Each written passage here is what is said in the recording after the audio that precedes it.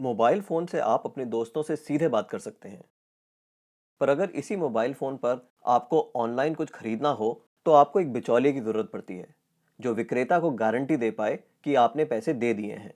पर क्या ये मुमकिन है कि एक क्रेता और विक्रेता आपस में सीधे समझौता कर लें, बिना किसी बिचौलिए की सहायता के?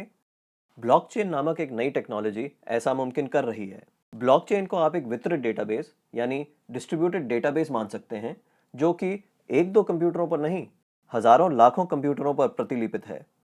ब्लॉकचेन का हर एक कंप्यूटर हर एक रिकॉर्ड के पूरे इतिहास का वर्णन रखता है।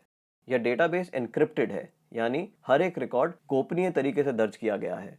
ब्लॉकचेन फॉल्ट टॉलरेंट भी है, यानी अगर इस सिस्टम में कुछ कंप्यूटर खराब भी हो जाते हैं, तब भी यह सिस्टम ठीक तरह से काम करता रहता है।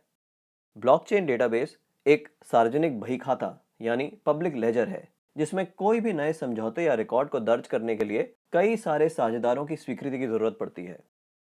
इसको हैक करना बहुत मुश्किल है, क्योंकि ऐसा करने के लिए हैकर को एक ही क्षण हजारों कंप्यूटरों को एक साथ हैक करना पड़ेगा। यह कारण है कि हम ब्लॉकचेन को एक सुरक्षित टेक्नोलॉजी मानते हैं।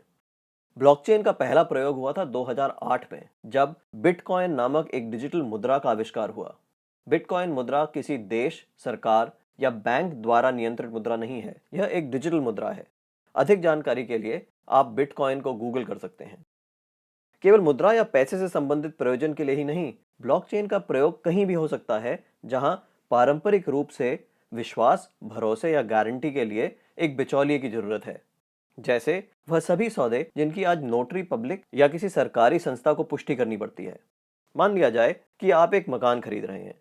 आप चाहेंगे कि इस सौदे को सरकारी रजिस्ट्रार के यहाँ दर्ज किया जाए, ताकि आपको एक सरकारी दस्तावेज मिले जो साबित करे कि आप उस मकान के कानूनन मालिक हैं। पब्लिक रजिस्ट्रार केवल इस सौदे का एक सबूत दे रहा है, और ऐसी संभावना है कि भविष्य में पब्लिक रजिस्ट्रार का काम ब्लॉकचेन टेक्नोलॉजी कर दे, क्योंकि उसमें दर्ज सौदे की भी उतनी मान्यता होगी जितनी आज रजिस्ट्री सर्टिफिकेट की है। सार्वजनिक होने की वजह से इसमें घपले की संभावना भी कम होगी।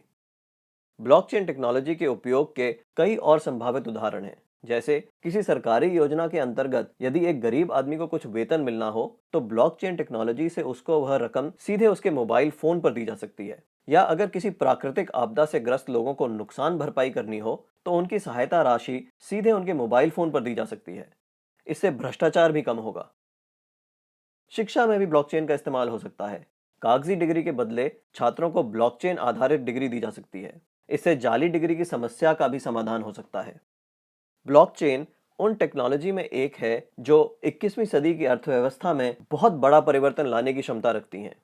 आपको ब्लॉकचेन टेक्नोलॉजी में क्या नया हो रहा है, इस पर नजर जरूर रखनी चाहिए।